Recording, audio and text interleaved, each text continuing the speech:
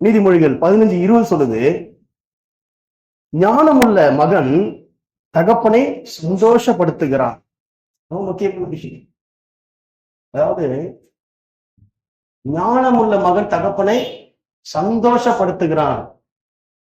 அப்ப ஞானமுள்ள மகன் தகப்பனை சந்தோஷப்படுத்துற சொன்னா தகப்பனுடைய அதிகாரம் என்ன, தகப்பன் விரும்புவது என்ன, தகப்பன் என்னிடத்தில் அவர் எதை எதிர்பார்க்கிறார் என்கிற அந்த அறிவைத்தான் இந்த இடத்துல தெளிவா சொல்லப்பட்டிருக்கு. ஞானமுள்ள மகன், அது கீழே சொல்லப்பட்டிருக்கு, மதியற்ற மனுஷனும் சத்தியா புத்தியினனுக்கும், அதாவது மதி இல்லாதவனுக்கும் ஞானம் உள்ளவனுக்கும் வித்தியாசம். ஏன்னா அவன் தகப்பனுடைய அதிகாரத்தை உணர மாட்டான்.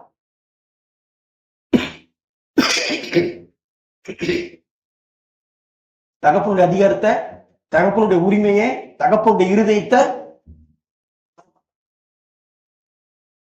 சும்மா சாலமோன ஆண்டவர் ஆசீர்வதிச்சு நினைக்கிறீங்க? சாலமோன் கிட்ட ஆண்டவர் கேட்கிறாரு, உனக்கு என்ன வேணும்னு கேட்டா 1000 பலிகளை அவன் செலுத்துகிறான், சர்வாங்க தகன பலிகள். உடனே நண்பர் அவன்கிட்ட கேட்கிறாரு, சொப்பனத்துல என்ன வேணும்? இந்த நான் சிறுபலியா இருக்கிறேன், இந்த ஜனங்கள் ஏராளமா இருக்கிறார்கள், இவர்களை விசாரிப்பதற்குரிய ஞானத்தை எனக்கு தாங்கப்பா.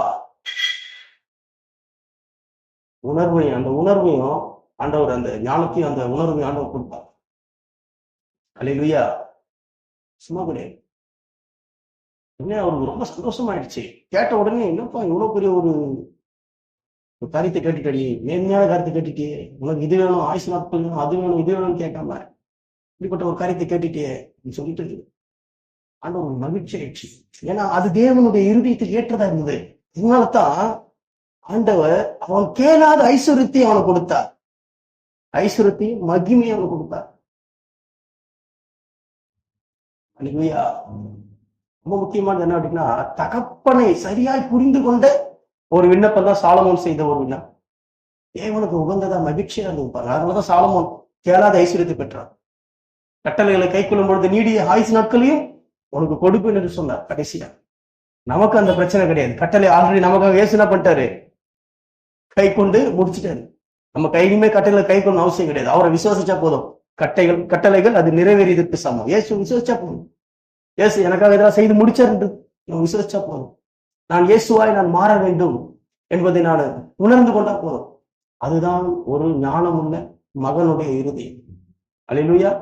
அதனால ஒரு தகப்பனுடைய இருதயத்தை நிறைவேற்றக்கூடிய ஒரு அனுபவத்தை தான் இந்த மாசத்துல ஆண்டவர் நமக்கு புரிய பண்ணுகிறார். இதுதான் நமக்கு வாக்குத்தத்தமா கொடுத்திருக்கிறார்.